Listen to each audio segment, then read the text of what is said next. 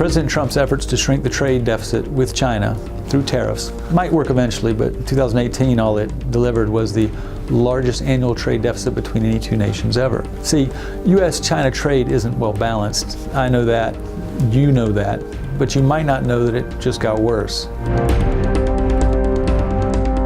According to annual data released Wednesday, for every dollar of trade between the two, only 18 cents was a U.S. export.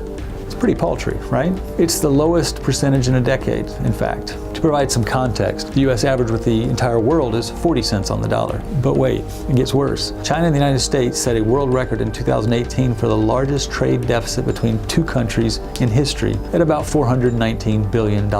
That's 5 times the size of the second largest U.S. deficit in 2018 with Mexico. Here's what happened, and here's what didn't happen after Trump issued those $250 billion in tariffs. First, the Chinese retaliated. They put the brakes on U.S. exports of soybeans, U.S. exports of motor vehicles, U.S. exports of oil, and a number of other things. Here's what didn't happen. The United States didn't stop buying from China. That's you and me.